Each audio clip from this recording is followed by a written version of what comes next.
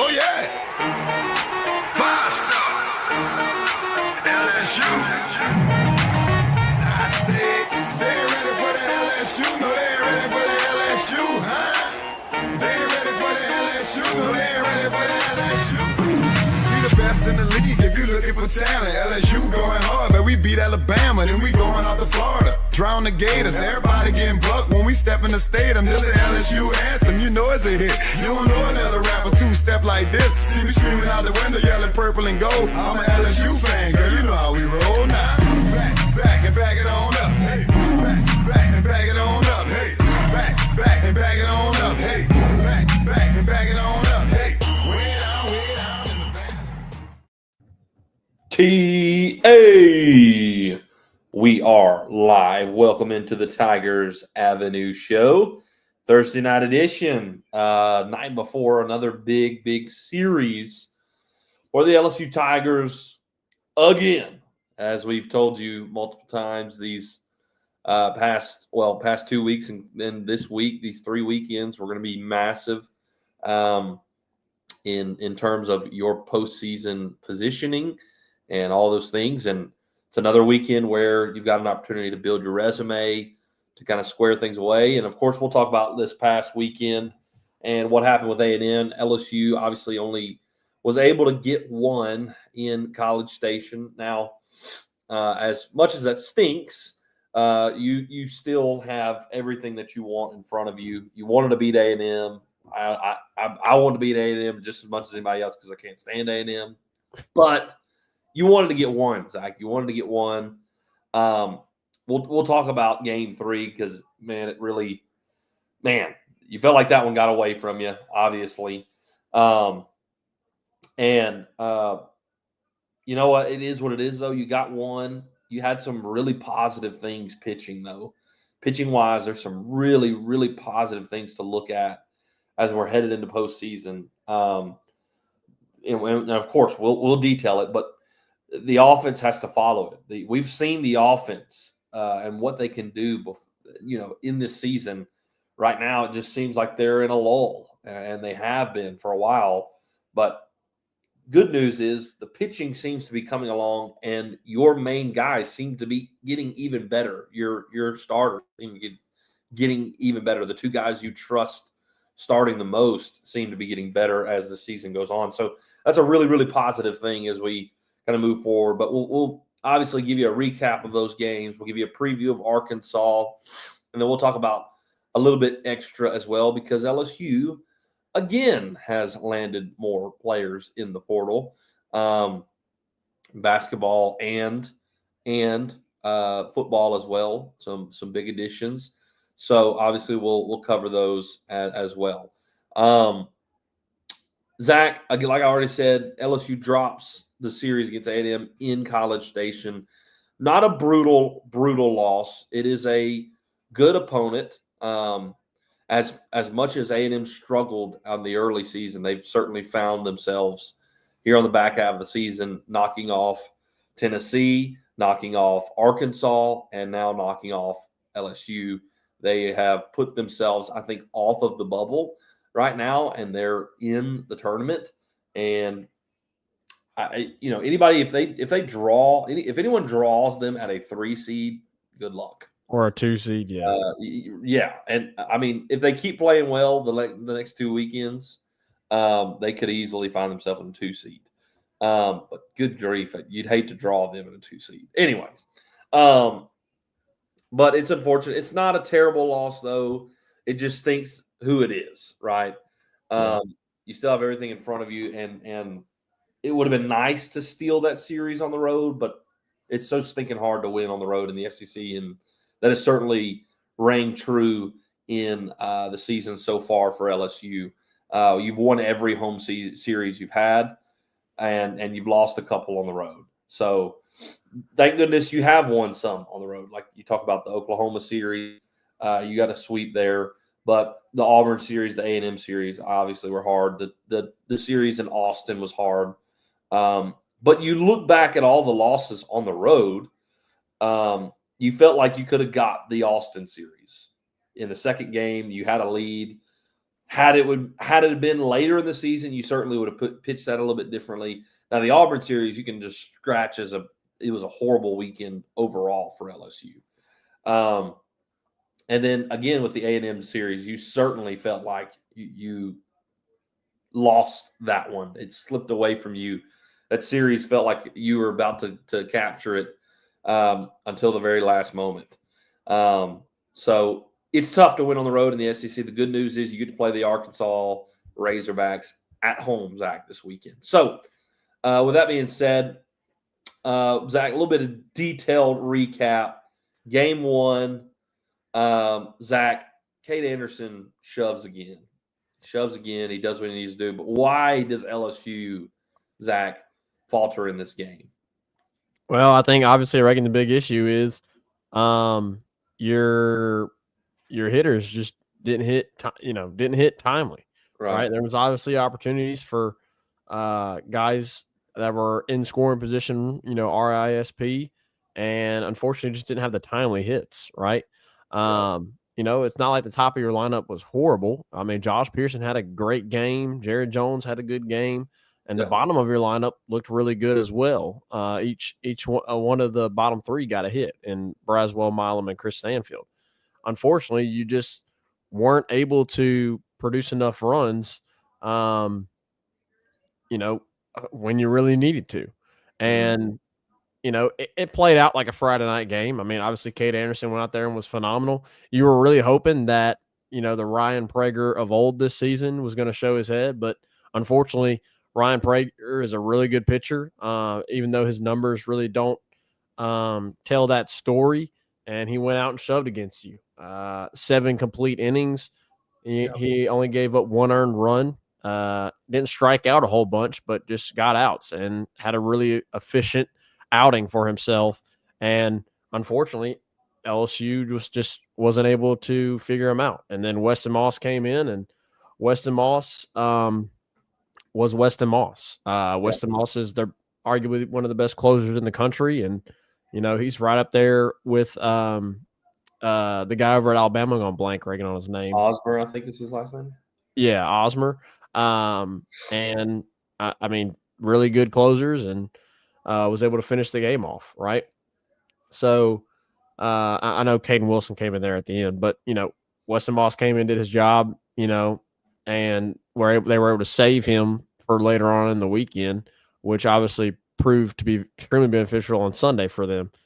So, and unfortunately, not only, really this whole weekend, but Zach Cowan, you finally saw Zach Cowan get got, right? Yeah. We really haven't seen Cowan, any team be able to get at Zach Cowan.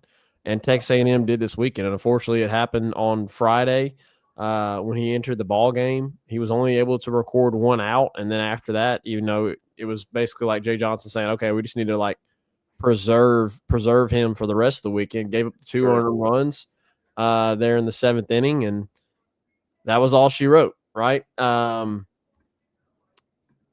mean, obviously the error in the outfield didn't help. That's what I was about to say. He didn't get help. It still would have scored, though. It wouldn't have mattered because after that, you got out of the inning, right? Yeah. So it wouldn't have mattered even if, Stanfield had caught the ball, right? Now, obviously, Chris Stanfield also had the drop, but I don't know if I'm going to really worry about that because they're in the 2nd inning because Chris Stanfield has been phenomenal for you in center. He tries to make a diving effort. That's a tough ball to go get, right? And it just pops out of the glove from the collision on the ground. Yeah. It was just the wind was a major factor that day too. Yeah, and I mean on a normal day, it's a regular routine fly ball, but the wind was howling in towards right field, and it played with the ball there on that play, and unfortunately, I mean, kudos to Stanfield for actually getting to the ball with those conditions, and unfortunately, it just pops out, and that's the first run there for the Aggies. Of course, Jones tied it up there in the 6th inning, 1-1, but unfortunately in the 7th, Zach Cowan just wasn't Zach Cowan, right? And so he gives up 2 earned runs, and that was it for Friday night. You really wish that the LSU lineup would have been able to come through with some timely hitting, but Yeah. In those games it goes either way, right? When you have 2 aces on the mound, Friday night in the SEC, you never know which way it's going to go. We've seen it go LSU's way plenty of times, right? Yep. Obviously against Texas, it went their way. Against Tennessee, it went their way, right? So we've seen LSU go, in Oklahoma against Witherspoon, Oklahoma. Like, you've seen it go LSU's way.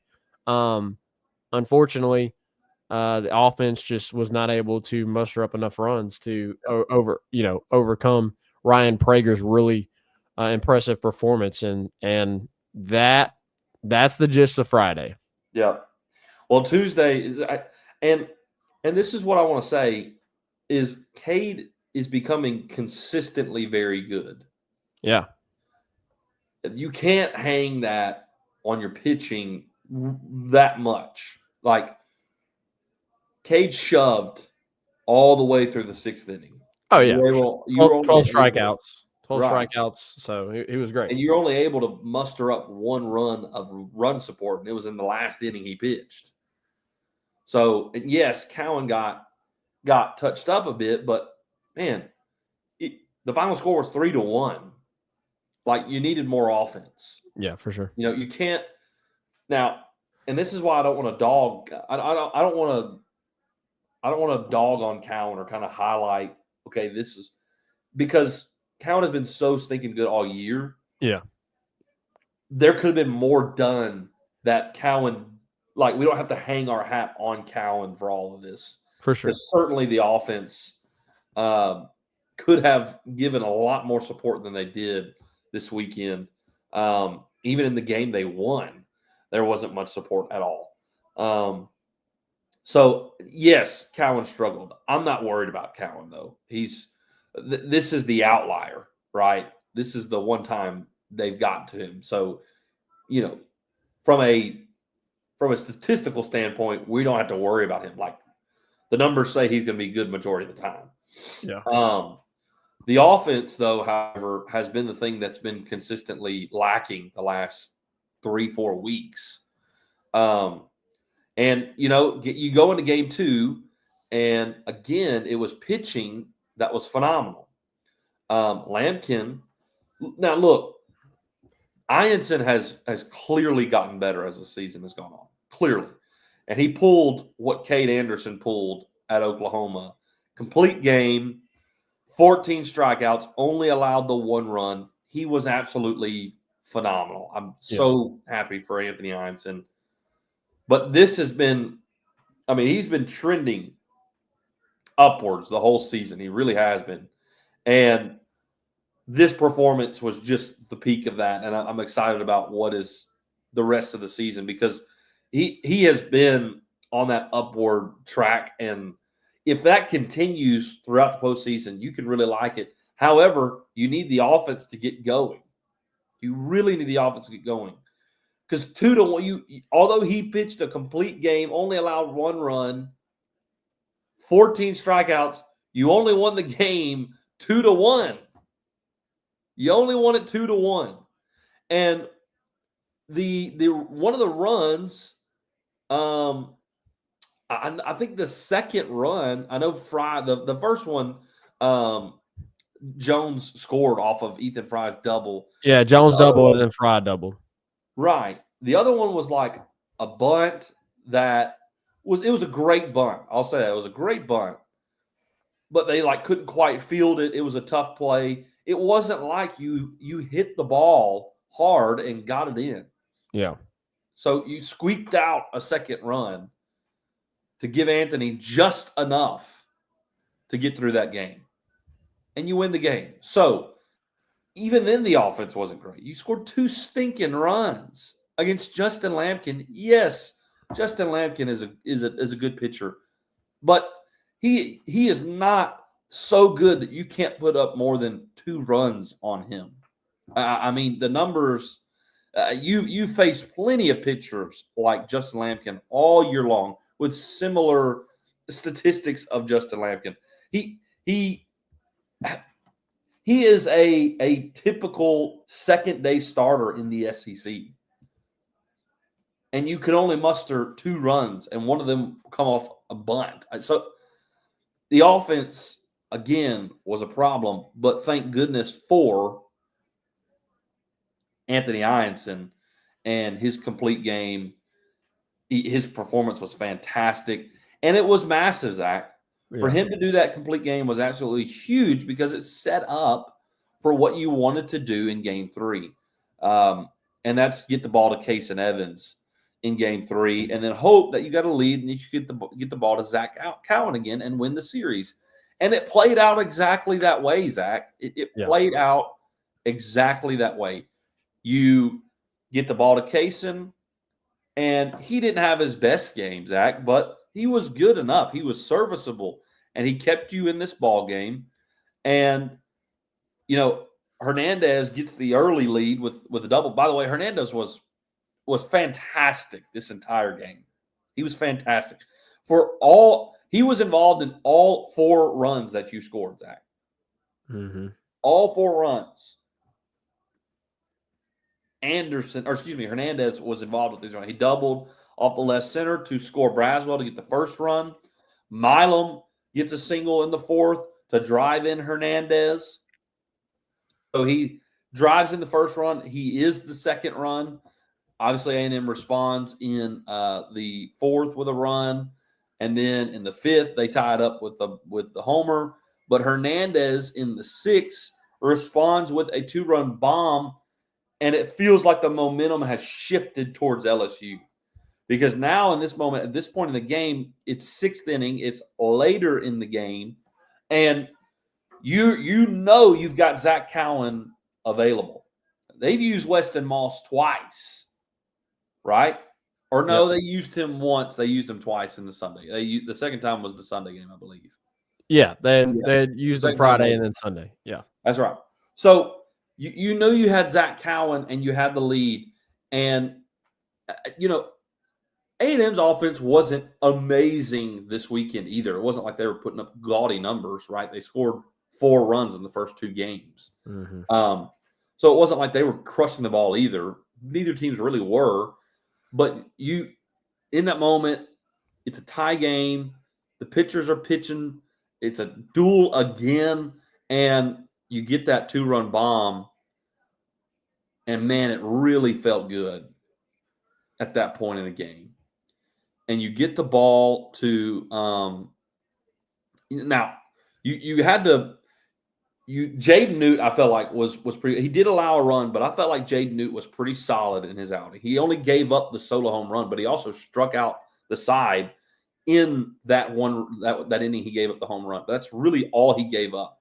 Yeah. Other than the solo shot, he was really solid. So I really liked what I saw from Jaden Newt. Cooper Williams, Jay Johnson and golly, I'm drawing a blank. I can't believe I'm drawing a blank on his name. Holy cow. Nate Yeske. Yeske. They were playing the matchup against Laviolette like every time he came to bat, right? Yeah. After Evans went out, right? So Cooper Williams comes in for 1 out. It was to face Laviolette. He strikes him out. He gets out. Then they go to Chase Shores, and Chase Shores, again, Chase Shores finally had a decent outing. He had a decent outing. Again, it wasn't perfect, but it was longer than I would have ever expected they would have let him go. Yeah, 2 innings. They let him go 2 innings. He did give up a run, but it was better than what you've seen. What you've seen out of him a lot is a lot of walks. He didn't walk anybody. He did hit a batter, but he struck out 2, only allowed the 1 run. It was a better performance than what you've seen. Connor Ware comes in, and his job was to face Laviolette, and he was one of the ones who gave up a run there. Yeah, but it hurt because in that inning, when you had the homer, that you had two two hits that were like dink hits, dinks. Yeah, like you had like just dropped in. yeah, the dribbler in the infield, that Laviolette beat out. That's out, right. And then you had the like bloop single. Obviously, was it to right or left? I can't remember. Right, it just fell in. Yep, and to right field, and just and it really stinks because those extended the inning, and you had 2 outs. Yeah, you were one stinking out away. Yep, 1 out away from being 3 outs from closing the game. Yeah, and if you would have gotten that 1 out, you would have gotten through the heart of their lineup, and you would have had the bottom part of their lineup coming up in the 9th. Yep, and you were feeling really confident. But that's baseball. Sometimes it ain't how hard you hit it; it's just where you hit it. Hit it where nobody's at, and that's what they did. They were having back-to-back times, and that was it. And Sorrell made you pay. It really stinks. It really does. You were one stinking out away from getting through the hardest part of their lineup and capturing this series. Well, you had gotten the 3 outs, right? But again, it would have been the weaker part of their lineup. And it stinks. It just really stinks. It's baseball. You hated it. It went that way. It is what it is. But the good news is you were able to get the 1. You were able to get the 1. As pitiful as your offense was this past weekend, you got the 1, and it didn't hurt you really bad getting swept on the road, because that would have been that would have really stunk. Because if you would have gotten swept on the road against A&M, then you're looking at, okay, the only way now that we can get to 20 wins is sweeping Arkansas, sweeping South Carolina, right? And that's just unrealistic whatsoever. You can still get to 20 wins if you win 2 against Arkansas and sweep South Carolina, which is much more doable. I don't think it's going to happen because you have to play South Carolina on the road. But South Carolina is certainly a sweepable series. Arkansas, not so much. The good news is, though, Zach, you're pretty confident if you take 2 from Arkansas, if you take 2 from South Carolina, LSU is going to be a national seed, especially if they win a couple games in Hoover. That's the good news. There's been plenty of 1911 SEC teams that are national seeds. The reason everyone is saying get to 20 is it's a lock for a national seed. There has never been a team in the SEC. But I feel like 1911 this year is all but a lock as well. Sure. The SEC stacked like it always is, and even more so this year because you added two decent teams in Texas and Oklahoma. So 1911, if you take 2 from Arkansas, you take 2 from South Carolina. You can bet that LSU is probably most likely going to be a national seed and a decent one as well. In fact, if LSU beats Arkansas, that beats South Carolina 2 out of 2 or 2 out of 3 both games, I'm thinking LSU's sitting around 4 or 5 as a national seed. So again, that's why you hate A&M. I hate A&M with everything, and losing to them sucks. But the loss is not massive because you've done a lot of good work in the SEC already, and that's a good thing. Yeah. And losing to Texas A&M on the road is not going to hurt your resume that much. You're still top 10 in the RPI as of today. And by the way, Texas A&M also beat Arkansas at Arkansas. Mm-hmm. They also beat Tennessee at Tennessee. You lost to them at their place. So it's not a horrible loss on your resume. It's not. It stinks, but it is a tolerable loss. It's one that you go, okay, move on. Let's get back. You haven't lost a home series yet this season. That's right. You've been perfect. So let's knock on wood. Yep. Let's not jinx that this weekend. Yeah. You have the home field advantage. And Zach, the grind doesn't stop. I know there's a couple of comments in here. Maybe we can get to the comments before we transition to Arkansas. Well, I'll say a couple things, Reagan, before we transition here. Yeah, go ahead. There were some things that I just really didn't like, to be honest with you. I didn't like that we completely changed up the lineup. Yeah, I like didn't either. on day 2 and day 3. Like No. Derek Curriel has one bad game, and we're gonna just bump him down, like, and make Jared Jones the leadoff hitter. Like, why are we doing that? Stanfield has one bad game in center field. Stanfield has one bad game, and Moving we're left. gonna kick him over to the left. Like, why are we doing that? Jake Brown should start every game. Yeah, Jake In right Brown. field. Yeah, Jake Brown didn't start on Sunday. Like, I don't know. Like, you at this point, you know what the lineup is. Like, you know what the lineup should be, right? So, like, why are we still tinkering? Like, Derek Curriel should lead off. Jared Jones should be after him. You know that Danny Dickinson should be after him, and then you're gonna have your DH either Josh Pearson or Ethan Fry at 4, right? And then after that you can go, Michael Braswell, Luis Hernandez, Milam, Stanfield, right? So like that's your lineup, like that's your best lineup. Also, I understand that Ianson likes to catch or likes Aaron Beatty to catch on Saturdays, but like Aaron Beatty's just not ready. Like, he's not ready for SEC play right now. I'm not saying that he's a bad player. I'm not saying that he's never going to do anything, but like, he's a freshman. You need Hernandez to be starting every single game during the weekend, right? And like, what confused me is like what you did against Tennessee. You went away, and it worked. You went away from against Texas A&M. Against Tennessee, like everybody had been talking everybody had been talking on all the different shows, podcasts, all that stuff. Like this should be your lineup every single game. Like, this is how it needs to line up, right?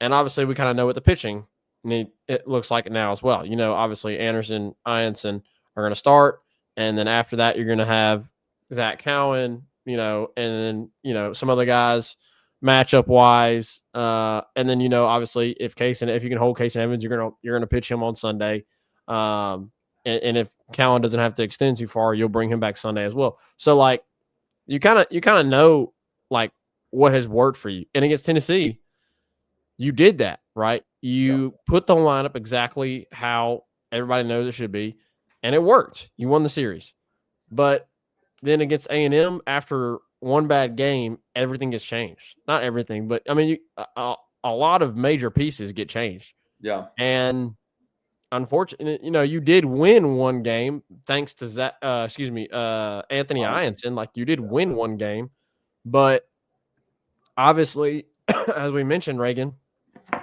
the offense just wasn't there this weekend again, right? We felt like it had got back right against Tennessee. Maybe not. I don't know. Tennessee is scuffling right now, so maybe there was a little bit of that. I don't know. We're going to have to wait and see. But this weekend should be a telltale factor, or I should say a telltale sign of where this offense truly is at. Maybe Texas A&M is just hot right now, and they handcuffed you, and their pitchers, lived up to par, and pitching has been their strength. Pitching has been their strength. So like maybe that's the case. And I don't know, Reagan, but I really hope that this upcoming weekend against Arkansas, we begin to see what we saw against Tennessee, which is stick with what you got, stick with what it works, and live by it, right? It's what's worked for. I mean, it's the reason you're where you're at. It's the reason that you're in a position to be a top 8 national seed. So like, why change it up now, right? Yeah. You've played well enough. Obviously, you've had some hiccups here and there, but you've played well enough that you really know what you got, and you need to stick with it, right? We're not at the point in the season where you got to like start thinking about changes. Like, you're at the point in the season where it's time to anchor down and go with what you got. So hopefully we see more of that this weekend against Arkansas. Right. But anyways. Yeah, and also, Zach, just to add to that, not only do I think you need to anchor down the lineup, but it's also really good. Again, I was mentioning this, your pitching emerging. Cade Anderson's being consistently good. Ianson continues to get better. But the emergence of the bullpen, some more guys in the bullpen seem to be getting better Yeah. We talked about Newt. Shores had his looked really good. best outing. But, man, yes, exactly. Primo and Rizzy both had fantastic outings, especially Rizzy was fantastic on closing out the game. Although we lost, it wasn't on him. He had a fantastic inning and 2/3, 4 strikeouts. He looked great. So, again, the offense needs to help these guys out. It really does. Yes, for sure. So, with that being said, Zach, I know we got some comments in here, and then we can get on to Arkansas. Ryan's in here. He says, "What's up, Ryan? Passa and Zach?" Dad says, "I predict we get 4 more SEC wins. That's what you need. Great. That's what you need. Get to 19, and you're pretty much a lock. Pretty much. Yeah. If you win the next 2 weekends, you're a national seed. You're a national seed. Yeah. So yeah, and you haven't lost at home yet, right? So you haven't lost a home series yet. Now, I mean, this is your biggest test at home, right? This is your biggest obstacle at home, but you've been really good at home, right? That's correct. He also said, "I despise Texas A&M." Couldn't agree more. Ryan said, "Can we say how horrible the officiating was?" Yeah, the strike zone was all over the place the whole weekend, right? You can kind of get away with like, okay, like we had one ump that just like had a crazy zone the whole weekend, dude. The zone was insane. Especially, it wasn't Sunday. It was Saturday. Yeah. That like the most obvious strikes were not. It was Friday and Saturday. I mean, just horrendous. Yeah, Friday was bad too, as well. Yeah, there was a lot of posts, because now you got like the TrackMan, right? You got the TrackMan where you can see where pitches landed, right? And unfortunately, there was just a lot of pitches that TrackMan showed were in the zone, and they just didn't get called strikes. They just didn't get called strikes. Yeah. And in some of those instances, A&M was able to put runs up, Yeah. And the instance, dude, the worst of all was when Cade Anderson. Oh, I forgot we had the doubleheader. So it was Saturday. I was like, I thought it was Cade Anderson that was getting squeezed. So I was thinking Friday. My mind was thinking Friday, but it was the doubleheader. Doubleheader Saturday, yeah. Yes. You're right. Cade Anderson was getting squeezed a lot.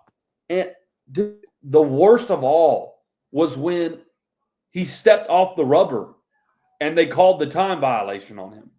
Yeah, that was pretty rough. That was insane. And then they consulted all of the is no umpire paying attention to the pitcher at all? Like, you're telling me nobody was paying attention to the pitcher? So much so that 4 umpires gathered together and could not determine that he clearly stepped off the rubber. Yeah. Every batter, you're allowed 1 step off, 1 timeout. And in a full count, he steps off. It was obvious. It was the clearest thing ever. Batter stepped out of the box. And Luis even called time like this. Steps off the rubber. Luis calls time. The batter steps out of the box. How in the world did 4 umpires miss that? How? That blew me away. That's when I blew a gasket on it. The zone was horrible. That was insane. Yeah, that was insane. It was bad. Anyways, Ryan says weather will be a factor again this weekend. Yeah, hopefully not. Hopefully it doesn't mess it up too bad. Ryan said I sometimes get frustrated with Jay's matchups. It seems like it doesn't work when it needs to work, just like the shift. Dude, do away with the shift. Yeah, forever. I would love to hate it. And I've had to get that series more than LSU did. 1 bad pitch kept LSU from winning the series, plus not having timely hitting. True. Yeah, that about sums it up pretty much. Yeah. Carl said Jay should have lost his mind on that one. Ryan said the batter even stepped to the box. Yep. Jay let we gotta get our Arkansas fans in here. I know we have a lot of Arkansas fans that tune in during this week, like whenever LSU and Arkansas play in any sport that we're previewing. We always have a ton of Arkansas fans. So where are the Arkansas fans at? Where are my guys that all said they're going to be up in here and chattering? Well, where y'all at? Come on, slide on in. They slacking because they don't really watch Hog baseball. So I don't hear jack squat from them this weekend. Yeah. All right, Reagan, let's take a quick break. I think it's a good time to take. When we come back, we'll begin to preview the Arkansas series, and then obviously we will wrap up with some LSU Lagniappe. A lot of different things going on. Obviously, LSU has added a massive. I don't know if we talked. We didn't. I don't think we did talk about it, Reagan. LSU added a massive. I know we've discussed it potentially happening, but obviously LSU landed a massive get in the transfer portal for football. Yep. And LSU softball in action in the SC tournament. We'll be back right after this. 5-Star Hero, your intro and outro music for the Tigers Avenue show. They ain't ready for that LSU. Go check out all his other music on all the major platforms. Don't forget to follow him on Instagram at Saints Anthem and at Twitter at One Nation Doty. Don't forget to check out his Facebook page for all his Saints and LSU merchandise. Can't get any better than Sarah Klein Stevens, attorney at law.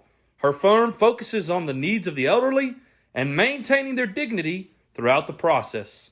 Here for you, here for your family. Sarah Klein Stevens, attorney at law. Right back at it here in the Tigers Avenue show. Big preview. LSU versus Arkansas, a top 10 matchup yet again. Arkansas is coming off a sweep, a dominant sweep, I might add, against the number one team in the country, the Texas Longhorns. And Zach, I have to say, I'm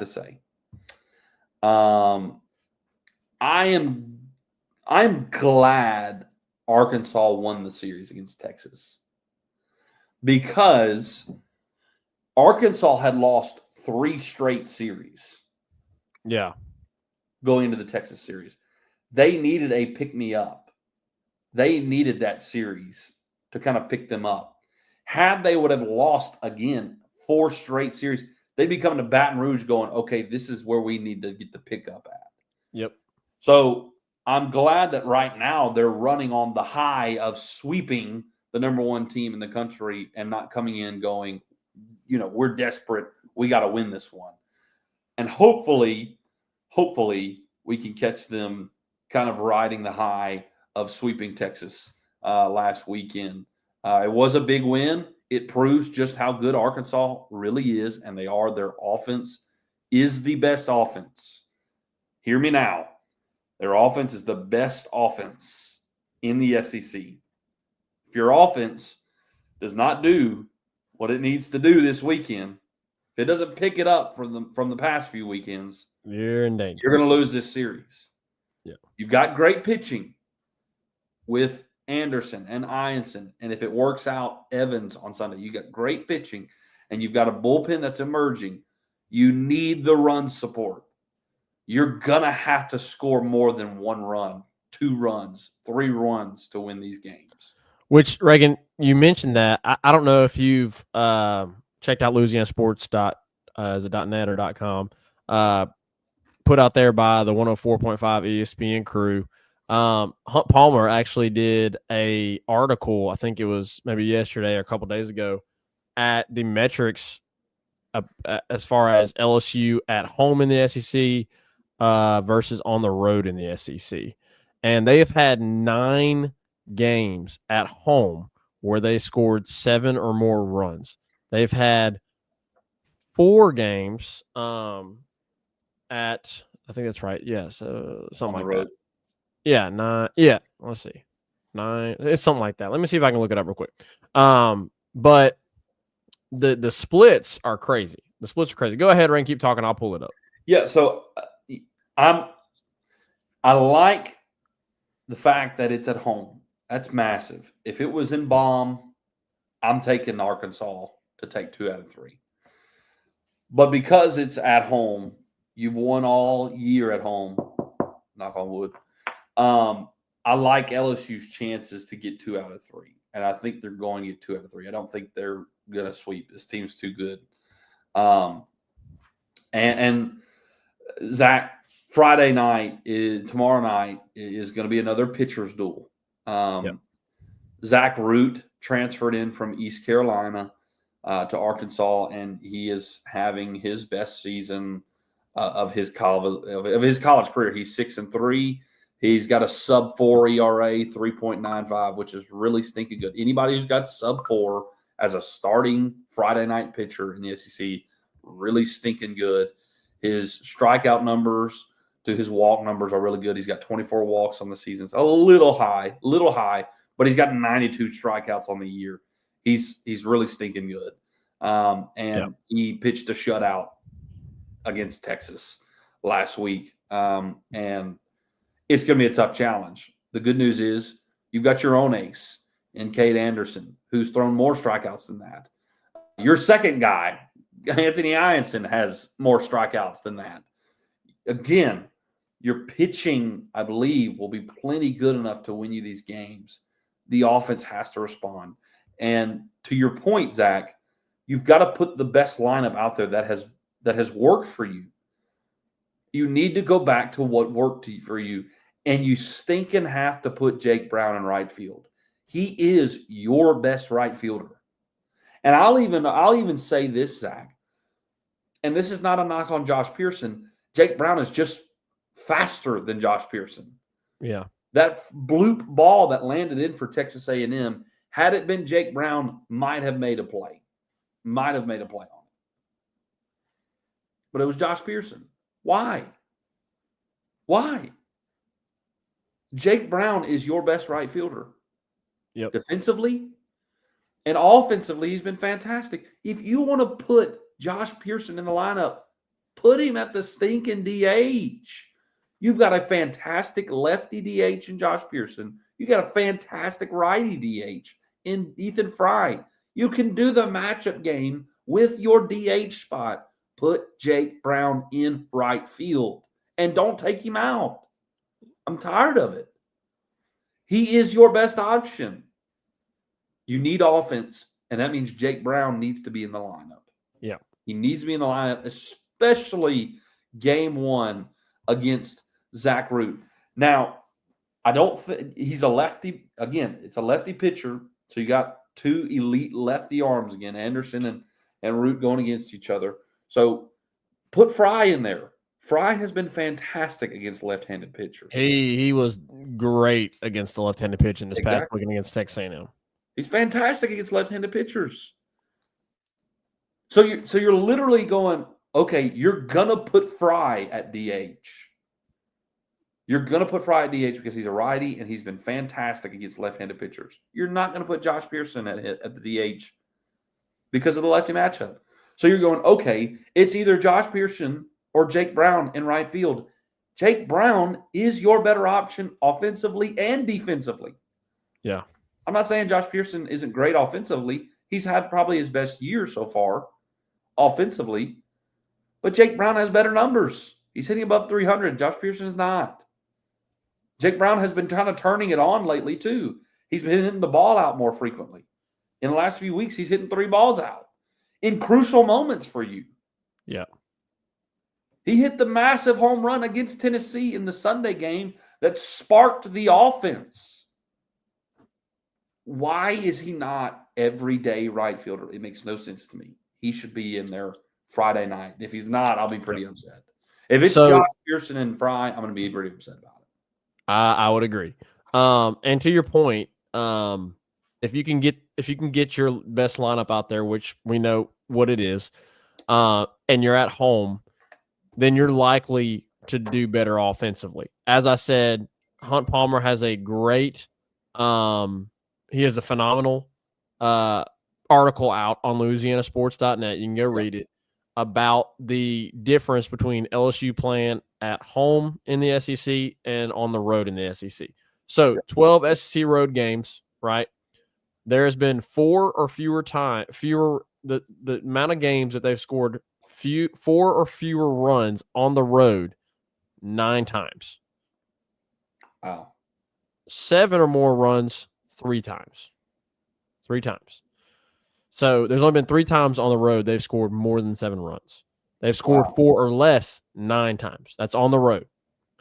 At home, 4 or fewer runs has happened 3 times. 3 times. 7 or more runs 9 times at home. Right? They're So like it's the exact same splits. It's the exact same splits. Just vice versa, right? So you are doing a lot better at home offensively than you are on the road in the SEC.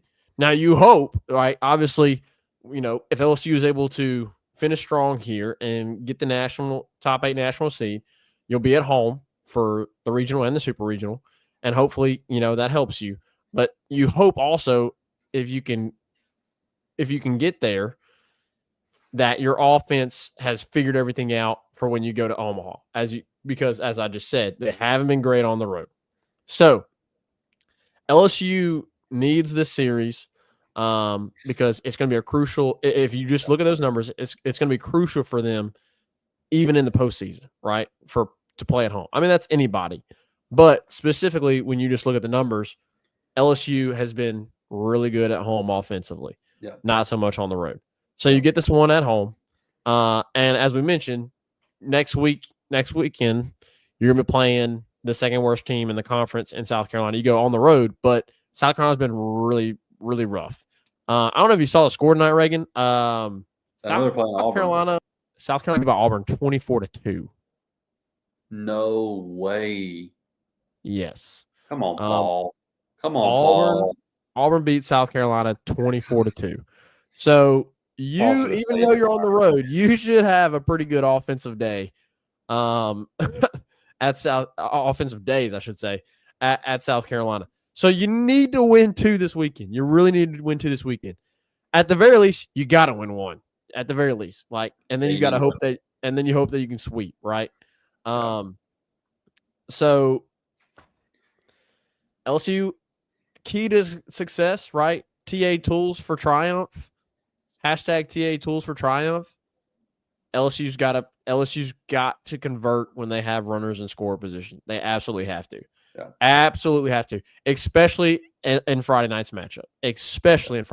Well, the Friday night matchup is the matchup. Pitching wise, it's going to be the biggest matchup. You have the advantage probably the rest of the way. Gage Wood, I'll say this: Gage Wood is a fantastic pitcher. He's a great pitcher, but he's just kind of getting back into things. He's a right-handed pitcher. We're typically better against right-handed pitchers, but Gage has not been pitching all year. I think he's coming off of injury, and he's only got I believe 5 games under his belt this year. He's only got a 1.0 record. His ERA is good. He's got 3.77 ERA. It's fantastic in the SEC. He's only got 28 strikeouts. He hasn't been pitching as much, whereas Ianson is sitting at like 114 strikeouts.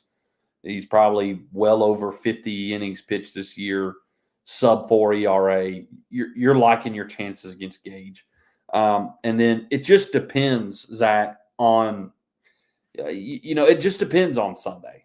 Is Evans going to be available, or are you going to use, if you can win the game with Evans on Saturday and you've won the game Friday, you use Evans and win the series.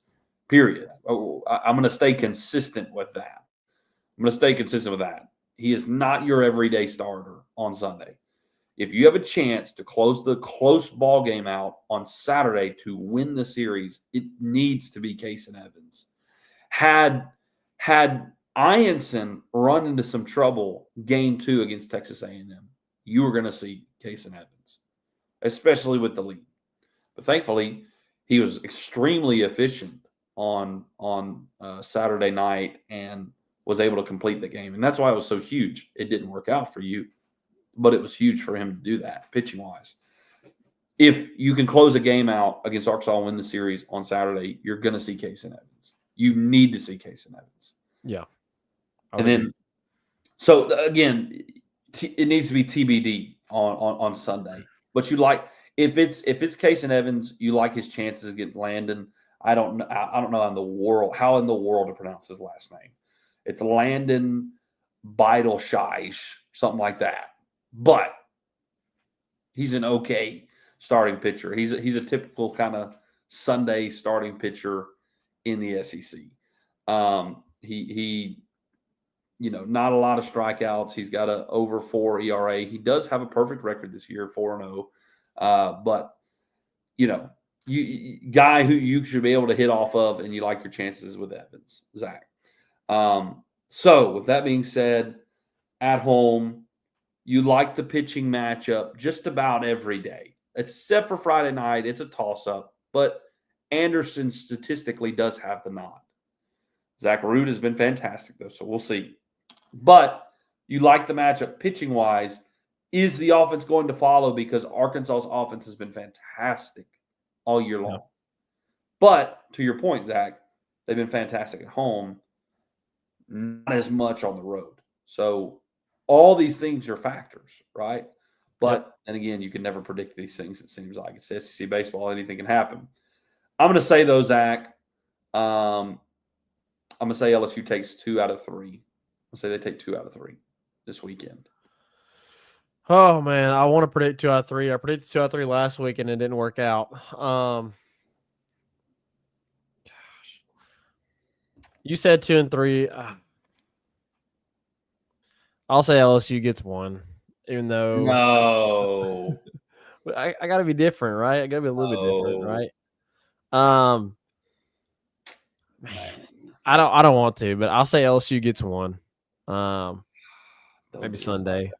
I don't know.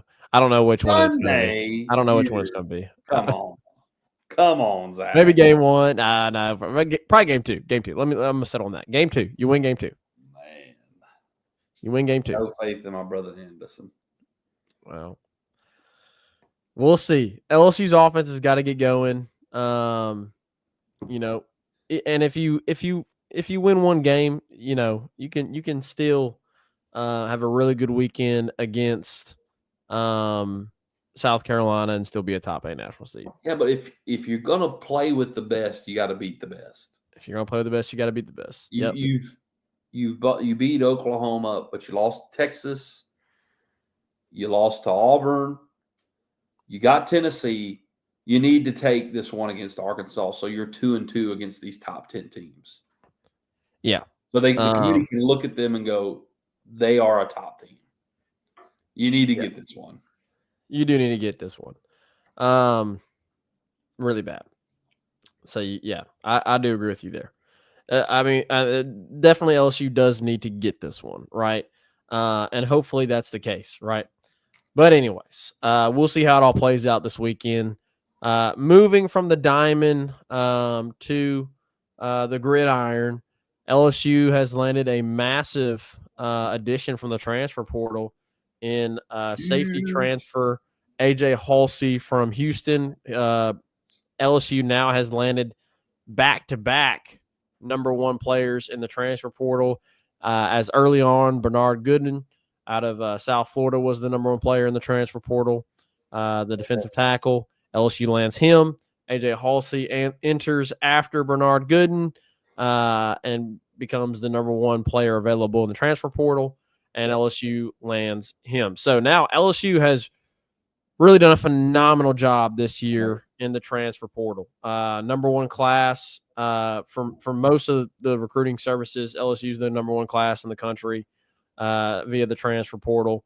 And so all the expectations have now piled on for next season, right? Wow. So, which I do expect. I think a lot of people expect big things out of the LSU football team this upcoming year. I mean, you're loaded. You're absolutely loaded, Reagan. You have a loaded gun. You look at, the areas where you were kind of weak last year, obviously in the defensive backfield. Well, now you've got Mansour Delane, Jakeem Jackson. You've got Stamps returning. You got the number 1 cornerback in the country out of high school, and DJ Pickett. You've landed Tamarcus Cooley and AJ Halsey, who were 2 of the top safety additions there out of the transfer portal. Obviously, you've got Gilbert returning as well. So you've seemed like you've shored up the back end, right, of your defense. And then on the defensive line, right, you obviously went and you got 2 ends, right, that are really good, and Jack Pyburn and and Patrick Payton, also Jamari Butler. Yeah. You went and got more depth there at the defensive tackle position. You got Jacoby and Gilly returning. Obviously, you got Ahmad Bro. That'll be back. But you went and got Bernard Gooden and Sadir Mitchell to help shore up some depth there and some really good depth, right? With whoever ends up, being the starters, right? We can assume Jacoby and Gilly obviously be a starter. We'll see what happens on the other side. Will it be Bernard Gooden? Will it be Ahmad Bro? We'll see. But defensively, you look really good, right? You look really good defensively now, considering everybody you've got. Harold Perkins is going to come back. Will Weeks will be coming back off injury. Obviously, Devon Keys had a really good season last year. Wes Weeks will be healthy. I mean, your defense looks really good. And then on the offensive side of the ball, Reagan, your biggest question mark is going to be offensive line, right? That's going to be the biggest question mark of the season, period, right? You know what you got in Garrett Nussmeier. He's, mocked as the potential number one pick in the NFL draft, which is crazy, right? LSU, we've gone from the dark ages to now we've had Joe Burrow, the number one pick, in the number one pick, right? Jane and Heisman winner, Jane Daniels, Heisman winner, number 2 pick in the draft, and now you've got Garrett Nussmeier projected as the number 1 pick in the draft, right? Yep. And then obviously at running back, you've got a really good running back in Caden Durham. Feels like Caleb Jackson might be able to get back right this season. You got the number 1 running back in the country out of high school in Harlan Berry. You've got so many tight ends, right? Donovan Green, Bauer Sharp. Bauer Sharp, and then obviously, I'm going blank. His name's Green is his first name. Trey'Dez Green. Trey'Dez Green. Thank you. You got Trey'Dez Green. He's a bit of a freak. You've got really Donovan Green, Trey'Dez Green, Bauer Sharp. That's dangerous, man. I mean, your tight end room looks really good. Your wide receiver group is absolutely insane. Aaron Anderson, Chris Hilton, Nick Anderson, Barian Brown, Xavion Thomas, Destin Hill. You got, young guy like Kyle Parker. I mean, you look really good everywhere. The biggest question is going to be linemen, right? So obviously heading into the football season, there's a lot of hype that's building. I know it's still early, but based off of this, this pickup, it just adds more expectation for this upcoming season, Reagan. Yeah. You got to see it. You've spent all this money. It needs to happen. It needs to happen. Yep. We can hype it up. You gotta go on the game. You gotta go on the field and play the games and win it. Yep. Obviously, the biggest one will be Clemson. So game 1. I mean that's your biggest game of the year is game 1. I mean obviously there'll be some really big SEC games, but that'll be LSU's toughest game of the year on the road against a really good team, top 10 team. So, who, as I mentioned before, has 6 players projected in the first round of the early mock draft. So, yeah, it's gonna be a big get. On back to the diamond, Reagan, the softball diamond that is. LSU goes to the SEC tournament, wins 1, loses 1. They went and beat Mississippi State in the opening round 5-0. Really, really good outing from Heavner to have a shutout game. And unfortunately, you met Oklahoma in the second round, who is a perennial powerhouse in softball. And you were only able to score 1 run in that game. You lost 4-1. So now the softball team will await for the NCAA tournament to see where they land. But Reagan, you go to the hardwood, Reagan, and LSU has also added another player. Why don't you tell us about it? Well, they've actually added a couple players I think we haven't talked about yet. I think I briefly mentioned Pablo Tamba, but I want to mention Pablo Tamba again for this reason. He's originally from Spain. He's transferred in from UC Davis. And then you got PJ Carter coming in from Memphis. Kind of a depth piece for your backcourt is PJ Carter. Not going to be probably a starter unless he just comes and explodes on the scene. But you're expecting PJ to be a depth piece for you. Pablo Tama is going to be a depth piece for you at the wing position. But he's from Spain. And then the last guy you added is not from the portal. He is a 22-year-old freshman. Say it again. Yeah. A 22-year-old freshman who's played 4 years of professional basketball in Israel, Ron Zipper. And the reason I want to point out Tama and Zipper is the international type players. This is not surprising. Matt McMahon added Ronald Dupree to his staff as the general manager recently, a couple weeks ago. And Ronald Dupree is a former LSU player who played internationally, professionally, including playing in Jerusalem. He played in Jerusalem for a little bit. So this is not surprising. Ronald Dupree was also the international scout for the Milwaukee Bucks. So his job was to scout international players. So he's been doing it for a while. This is his names on mine, right? Yes, yeah. He's played internationally. He was a scout internationally. So it's not surprising that you went and got a guy out of the portal who was from Spain, and then you got a guy who wasn't technically in the portal but is coming from Israel, Ron Zipper, who, Zach, he's probably not going to be a starter, but he's a sharpshooter. He's going to come in. He's going to be a depth piece at your front court as well, or excuse me, your back court as well. He is a sharpshooter. He spent 4 years playing professional basketball in Israel, and he's considered now. I don't think he'll play 4 years at LSU, but as a freshman at 22 years old, you really like that maturity, the experience he has. So you like it. You really like it. Yep. I love the additions. This team feels complete now. You've got some really solid depth pieces, and you got some really awesome kind of frontline guys.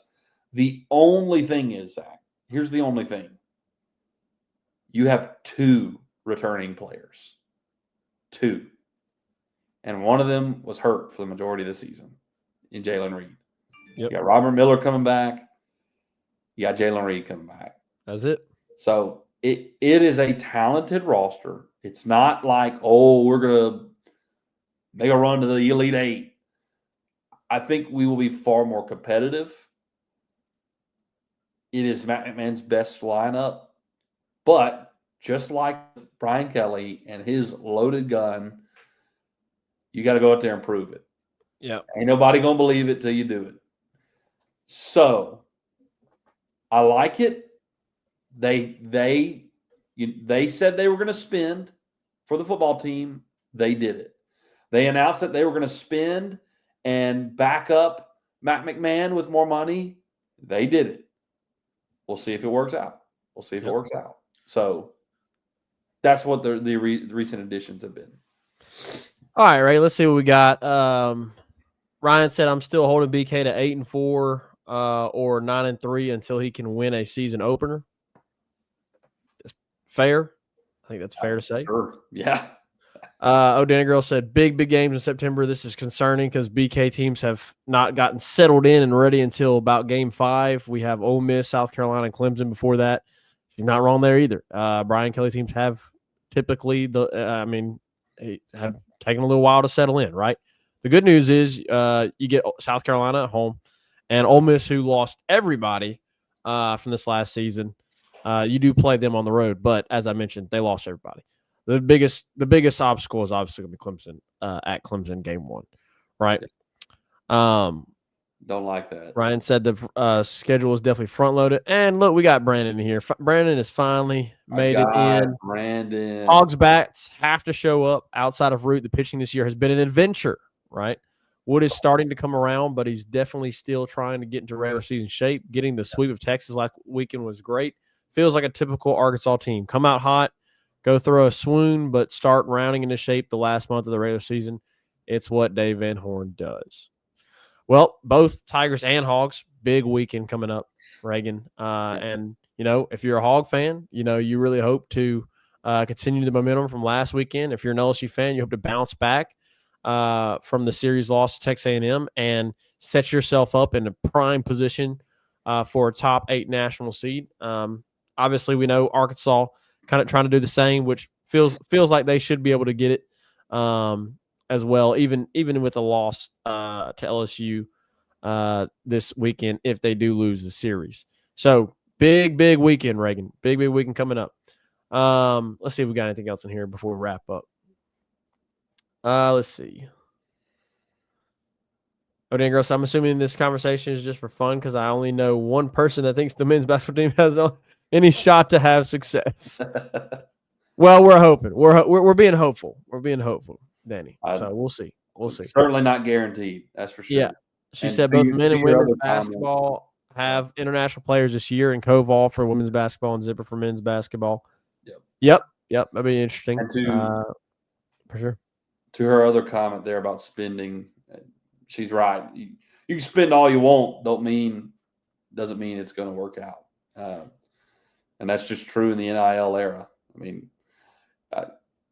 again, that was my point in saying about the basketball team. You only got 2 returning players. How much continuity can you build? You really have. How much chemistry can you build in one off season? It may not work. Same can be true for the football team.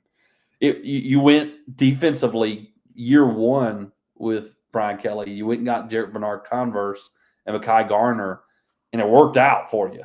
The defense wasn't horrendous. Second year, you went and did the same thing. It did not work. It did not work. Awful. It was terrible. Deuce Chestnut and Denver Harris. It was terrible. Miss. Awful. Yeah. Awful. Miss. Wish them the best. We did have Deuce on the show after he had committed. Yeah, absolutely. And he went back to Syracuse and had a decent season this year. Yeah. Maybe he's probably just not an SEC caliber player. That's okay. But to your point, yes, you can spend all this money. It may not work out though. You sure hope it does though. Hope it does. We'll see. We will certainly see. All right, Zach. I think that'll wrap it up for our Lagniappe segment. Appreciate all you guys being in here and comments. We love all the comments, all the interaction, all the compliments and concerns, complaints. All of those things are welcome here in the Tigers Avenue because all of us have an opinion and they're all welcome here. So we appreciate all of your support and Ryan and Danny and Carl's been in here too. Dad's been in here. Appreciate all you guys interacting in here. We love just getting in here and talking about LSU. As always, here's to hoping that LSU can win a big series this weekend at home against the Hogs. It could go a long way for LSU kind of solidifying themselves as a national seed. So we'll see how it plays out. We'll talk about it next time here in the Tigers Avenue Show. Foster here, take us out. Peace. Who that five star?